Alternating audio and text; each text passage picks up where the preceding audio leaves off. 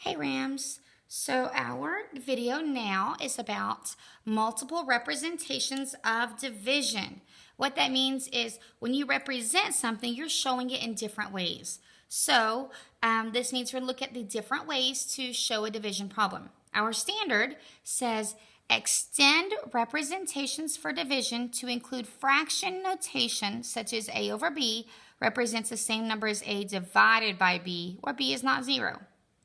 So I'm going to walk through what this means with you, and I want you to make for sure you write down everything I write, including answering the questions on the side, okay? So this problem right here, we have 24 divided by 4.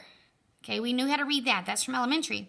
But did you also know you read this 24 divided by 4? You go down the fraction just like when you're reading a book. You go down the page, 24 divided by 4. This one says 24 divided by 4, so you read it from the inside out. This is the one you read first, 24 divided by 4, okay? We're going to practice a few right here, all right? So if I give you 3/8, okay, how would I write this? This says 3 divided by 8. That's another way of writing it, okay?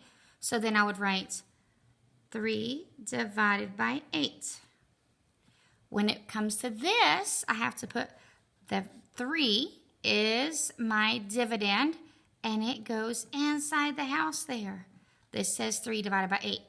When it's a fraction, I read it from top down. So the top would be 3 divided by 8. And then we're going to write 3 divided by 8. Okay, does that work? I'm going to slide my camera a little bit there. Okay, I could also say 12 divided by 5. Okay, it's the same thing. 12 divided by 5. I would write 12 divided by 5 by putting that 12 in the house. 12 goes on top here, divided by 5, and then I would write 12 divided by 5. Okay, now the next two you're going to do, but you're also going to submit a picture, so make for sure you do it, okay? This one is going to say 6 divided by 4, and I want you to fill out the rest of these across there. And then I'm going to make this one here going to be 7 divided by 9, and I want you to fill out all the rest to match that, okay? So be sure and pause your video to fill that out. Now, think about this right here. What is the difference between 8 divided by 2 and 2 divided by 8? Well, that's like saying 8 over 2 and 2 over 8.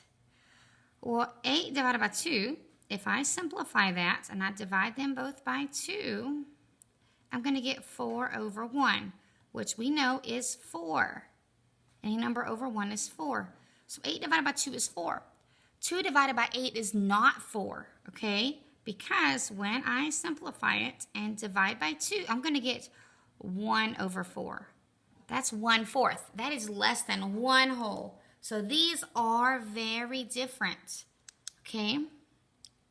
So you can write that down as your answer to that problem. Okay, right down here. Which of these following statements is not true? Okay, I'm going to read them out loud. That really helps, okay? 3 divided by 2 represents the same number as 3 divided by 2. Oh, well, yes. 14 divided by 3 represents the same number as 14 divided by 3. Yes. 33 divided by 10 represents the same number as 10 divided by 33. Oh, wait a minute. Those are backwards, aren't they? 40 divided by 3 represents the same number as 40 divided by 3. That's true. So this is the one that's not true. Saying them out loud really helps, okay? All right, this one's a little bit more work to it. Which of these is not true? 3/2 represents 1/2. Okay, well, that's an improper fraction. So let's see. 3 divided by 2. Top dog in the house, right? 2 times 1 is 2, and I subtract and get a 1. That becomes my numerator, and my denominator stays the same, 1.5. Well, that is true. 3 1/3 represents the same as 10 divided by 3. Well, let's see. 10 divided, I'm off the screen, I'm so sorry. 10 divided by 3. 3 times 3 is 9, and I subtract and get a 1. That 1 becomes my numerator, and my denominator stays the same. So 10 divided by 3 is 3 1/3. True. 21 divided by 4. Okay, I'm going to do this one right here. 21 divided by 4. It says it's going to be 5 1/4. Well, 4 doesn't go into 2, but 4 goes into 20. 5 times. 4 times 5 is 20. Oh, I get a 1 here. That 1 becomes my numerator right there. And my denominator is 4. Well, that looks true. Okay, this is 40 divided by 3. Is that going to be the same thing as 13 2/3?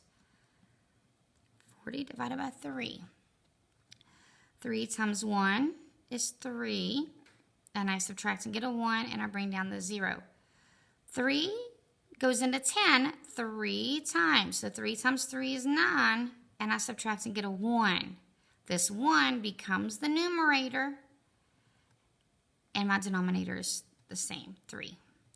Okay, so this says 40 divided by 3 is 13 2/3. Oh, no, I got 13 1/3.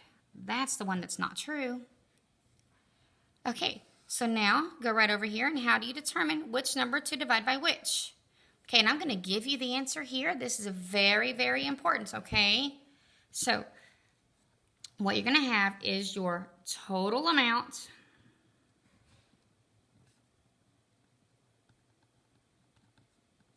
divided by groupings. Now that could be how big your group is, or it could be the number of groups that you have. Okay, and this is going to be really important as we get to our next couple of units and really knowing which number to put first. In elementary, your biggest number was always that dividend there, but it's not like that anymore for middle school, okay? All right, so I have 2 problems here. We're on the next page, page 10, and it says, what is the difference between the problems below? Okay, Samuel has 18 marbles that he is sharing between 3 friends. How many marbles will each friend receive? Rachel has 3 pies that she's sharing with her math class of 18 students. How much of a pie will each person receive? Well, they're both sharing something, which to me looks like it would be a division problem, and I have the same numbers, 3 and 18. But what is the difference? Okay, this right here is your clue. Total amount divided by groupings. Okay, I'm going to write that again. Right over here. I want you to write it too, okay? Total amount divided by groupings. Okay, so right here, Samuel has 18 marbles. Is that his total amount or his groupings? That would be the total amount. He's sharing between 3 friends. The 3 friends are how many groups that he's dividing these marbles into. Okay, and each friend would receive 6 marbles. Now, Rachel has 3 pies. That is her total amount of pie that she has. Here we go. Okay, so she has 3 pies that she's sharing. That's a total amount with her 18 students. Now, that's groupings because that's how many groups there are. So 3 divided by 18. Okay, now this is where it's kind of cool that you could write those other problems. 3 divided by 18. Because when you look at it like this, it's a little easier to simplify. We can divide them both by 3 and I get 1/6. And each person gets 1/6 of a pie. So it's really cool that you can take this problem and rewrite it like this and it makes sense, okay? But the most important thing is when you see the word problems, knowing that the total amount divided by groupings. Okay, one more here. Jonathan is measuring the perimeter of his hexagon-shaped gazebo. The total perimeter is 42 feet. Okay, so first of all, I have hexagon-shaped. What does a hexagon mean? 6 sides. Perimeter means the total distance around. So you know what? I'm going to draw me a little hexagon over here. And perimeter is 42, and there are 6 sides. So what expression would you use to determine the length of each side? Well, I remember total amount divided by groupings, right? So what is my total? Total perimeter is 42 feet divided by groupings. And how many groupings are there? I'm not really dividing. I'm not really sharing anything. But I am taking that total perimeter and I'm breaking it into 6 equal parts because that gazebo has 6 sides on it. That's my groupings.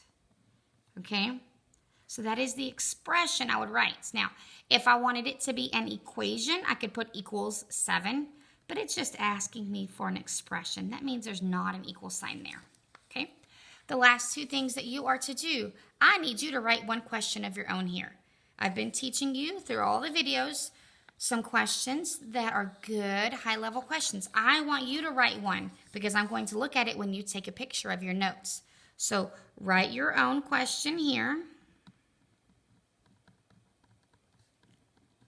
And then write your summary.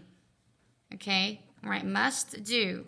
Okay? I must see your summary for you to get complete credit for this video. Okay? All right. Have a good day, Rams.